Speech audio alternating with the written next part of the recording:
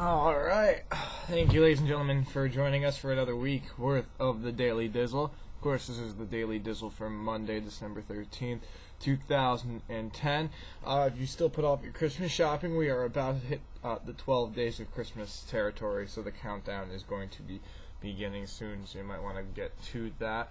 Of course, today we've got a lot of NFL highlights and a rundown from Sunday's games broadcast to the Northeast, and including a rundown of the divisions, who's on top and who is not. In addition to that, we will have the box office estimates for the weekend. Chronicles of Narnia 3 faring very, very badly compared to the predecessors of the series.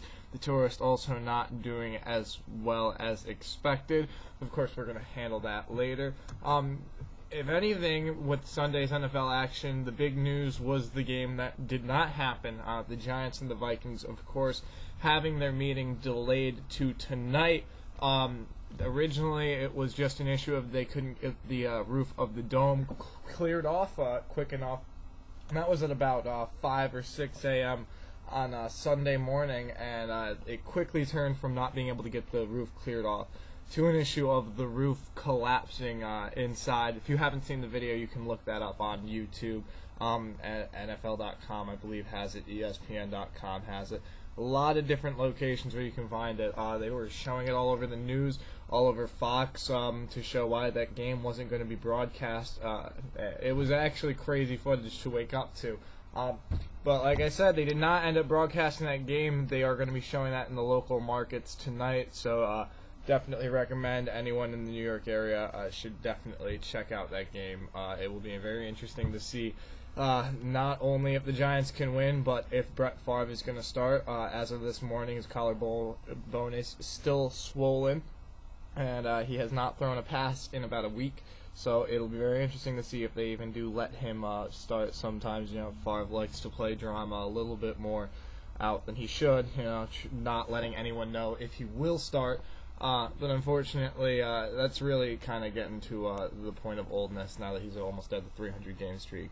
If you're going to play, you're going to play. If not, just fucking sit down on the bench and heal the fuck up. So, of course, we did not get to see the Minnesota Vikings take on the Giants yesterday. Like you said, that'll be tonight instead. Fox did end up showing to the Northeast market the Packers versus Lions game. Very fun to see the Green Bay Packers, very disheveled, not even able to score a touchdown. The Lions only put one up, but that was all they needed as they beat the Packers 7-3. On CBS at the same time, the Steelers just rolled right over the Bengals 23-7. So the 1-4 games really were nothing too exciting, though they did end up showing in between. They showed the ending of the Raiders versus the Jaguars. That was at least a little bit more entertaining, a little close at the end. So it was probably better 2 minutes of that game than witnessing the whole other games live. Following that, they did also show the Dolphins versus the Jets. The Jets have not scored a touchdown since Thanksgiving. Their streak continued last night. They did manage to get 2 field goals, but the Dolphins managed to stay ahead and beat them 10-6. Of course, the other news coming out of that game is the clip of the coach tripping up the Dolphins player on the sidelines, which I don't know about you guys, but I think that's probably one of the funniest things that I have seen in a while. Sunday night football action last night. It was actually a pretty big-sized game. The Philadelphia Eagles taking on the Dallas Cowboys. Though the Dallas Cowboys are out for the season, it seemed to be a story for a little bit of who they were going to be taking down on their way out. Unfortunately, the Eagles were able to stay just ahead of them. It was a very close game. It was back and forth until the end. But Michael Vick continues to be on fire this season, whether you love him or hate him. He has definitely established himself, or reestablished himself, as a force to be reckoned with in the NFL. Speaking of forces, we're going to start with the coverage rundown of each of the divisions. We're going to start with the AFC East. And really, if there was one team that has established itself as the force to be reckoned with this season, it's the Patriots. They are on top. They're the only team as of current to clinch a playoff spot. Yesterday, it was supposed to be it was another case of the Patriots of what was supposed to be an excellent competitive game. Ended up being a blowout. Of course, the scene was a very, very snowy one, but the Patriots ran through the Bears almost in the same way that they did to the Jets last week. Speaking of which, the Jets are far away in second in the AFC East after that loss. And at this point, it doesn't really look like they're going to be moving up at all. It's really just trying to make sure they don't drop any further than they already have, which is going to be hard considering Miami Dolphins are in third place, and after their win over the Jets this past week, they are definitely have their sights set on trying to take over the second spot. At least when it comes to the bottom of the AFC East, though, the Jets and the Dolphins don't really have much to worry about because the Bills have committed to keeping that spot warm. All they can really do is hope that they can end the season with a better record than the Carolina Panthers. But more on them later. When it comes to the AFC North, the Steelers are on top. Ravens are in second with a chance to stand some ground tonight for Monday Night Football. Browns and Bengals are far behind after losses yesterday. With the AFC South, currently the Jaguars are ahead of the Colts. The Titans are on bottom. Texans are in third with a chance to move up after Monday Night Football tonight. Though that's not really looking too likely for them. Not really one of the most impressive teams, but at least they are not at the bottom of their division. The AFC West, the Chiefs are currently on top. Despite the fact that the Chargers crushed them yesterday and are in second place. So that's at least a very, very close division going on. The Raiders might be out. They're at least in third place because the Broncos are continuing to get crushed in their division, much like the Bills have the fourth place berth kept warm. The Broncos are doing the same. Now switching to the NFC. In the East, the Eagles continue to put on a very impressive performance after last night. They are currently on top. Giants are fighting to try and keep pace with them. Tonight's game will do a lot in determining if they're able to. Meanwhile, at the bottom of the division, the Redskins and, of course, the Cowboys continue to lag behind all others. Like we said, the Cowboys, it's interesting to see if they can take anyone else out on their way down for the rest of the season. With the NFC North, the Bears are on top after getting crushed yesterday. Same with the Packers are in second place despite an embarrassing loss. Vikings are in third place, might look to try and be on the tails of the Packers. And at the bottom of the division, we've got the Lions, who, they were at least showing how close the divisions are. They're the fourth place team, and they beat the second place Packers in the NFC North. So, like we said, all these divisions are actually much closer than anyone expected them to be at this point. With the NFC South, we've got the Falcons on top. The Saints are in second place, though yesterday was impressive days for both of them. They ended up both teams won by 4 touchdowns or more. The Buccaneers edge out a win yesterday, which is good for third place. And of course, much like the Bills in their division, we've got the Panthers on bottom there, though. It's almost amazing how much the Panthers actually are sucking this season, but at least the totem pole was lowered, so the Bills don't have to worry about filling that void of the worst team in the league. And of course, to finish things off, we've got the NFC West, where the Rams are on top. Seahawks are in second, though both aren't doing great at all. Really, it's the weakest division in the NFL right now. The 49ers are gaining some possible ground in third place.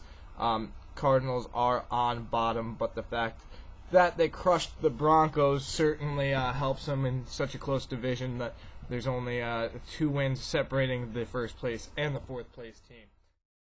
So as you can tell, it is a very, very close race in the NFL still. The Patriots are the only team to guarantee themselves a postseason at this point.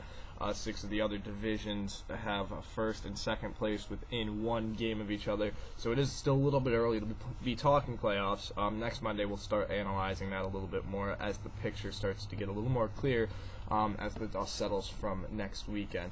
Of course, tonight you've got Monday Night Football, the Texans taking on the Ravens. Besides that, though, if you are in the Minnesota or New York markets, you've got the Giants and Vikings game to look forward to. And now with the box office results for the weekend of December 10th through December 12th, The Chronicles of Narnia 3 was looking to be the big movie out there. It was looking to try and be in the neighborhood of the previous 2, released by Disney, though the new one was released by Fox. Didn't hit anywhere close. The estimates put it at $24.5 million, And all the estimates for the weekend were very, very high. Ended up coming in under for most of the movies due to the weather across much of the nation for Sunday. It was estimated for $24.5 million, just barely cracked $24 million, which is less than half of what the second Chronicles of Narnia did. And if you're comparing another early December fantasy movie that didn't do so well, The Golden Compass, a couple years ago, made over what the Chronicles of Narnia 3 did, and it was actually playing at less locations, less theaters, and it was also not playing in 3D. So Golden Compass, of all things, had a bigger first weekend in attendance than the Chronicles of Narnia 3 did, showing just how weak of a time frame we were in. As when the Golden Compass opened years ago, it was the least attended weekend in a 13-year period. So go figure that. Opening in second place, The Tourist was expected to take in $17 million, ended up just under $16.5 million. It's expected to hopefully play well for the holidays, but like we said, sometimes if you combine two big stars and you just mark it off of the stars and names, you're not really going to get much of an opening. People won't know what the story is. They don't really care who the actors are. Sometimes you just can't beat a good old escape with a good old story for everyone to be able to relate to. That's what you need. You need a relatable story at the heart of the movie. The Tourist, who done it, who am I kind of plot obviously confused people enough to keep some of them away. Tangled held on in third place. It was estimated at over $14.5 million, ended up at $14.3 million for the weekend. However, with $115 million in the bank, it has already beaten The Princess and the Frog as the previous Disney movie release. So it's definitely a win for the Big Mouse House. Black Swan debuts in wider release than it was last weekend. It went from 18 to 90 theaters and actually manages to debut just outside the top 5. It comes in at number 6. It had $3.3 million from those 90 theaters, so still a pretty epic per theater average of just under $37,000 per theater. Compare that to number 7, Burlesque. It made $3.1 million, but it only had a per theater average of about $1,000 per theater.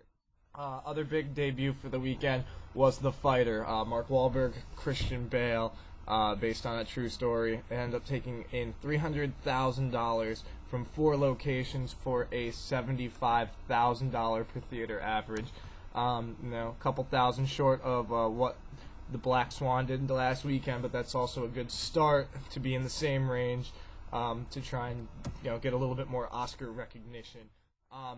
Well, that's about all the time we've got for today. We've got some movie news that we're going to report tomorrow that has just come out. First stills of The Rock with Vin Diesel in the newest Fast and the Furious movie. Also news on The Transporter becoming a TV show, among other notes. But before we go, we got to get to the Daily Dizzle Recommends for Monday, December 13th. Of course, like we said earlier, if you're in the New York or Minnesota markets, definitely go with the Giants-Minnesota game. It'll be interesting to see if Favre plays, and it'll be interesting to see how bad the Giants pound on the Vikings. If football is not your thing and you're not watching that, or the Monday Night Football game, other recommendations, don't really have any. It's Monday night. If you're not watching football, there's something wrong with you. However, we will give you a recommendation for tomorrow. For Tuesday, December 14th, ABC is showing more of the Charlie Brown Christmas specials tomorrow night. Like we said, it will be I Want a Dog, Charlie Brown, which is a little bit different from the Christmas special, but at least shows how Snoopy came into the gang. So very interesting for historical purposes. So definitely be sure to check out football tonight and Charlie Brown tomorrow. Come back and view the Daily Dizzle for Tuesday to see highlights of the Monday night NFL action. That is all the time we've got for today. I am Tommy Dizzlemits. Be sure to check out our YouTube channel, youtube.com/Dizzlemits. You can check out our Twitter, our links to our website, anything that will keep you entertained and keep you visiting. Just be sure to come back about 24 hours from now to see our next episode. We thank you again for your time. I am Tommy Dizzlemits. Peace out. Thanks for joining us.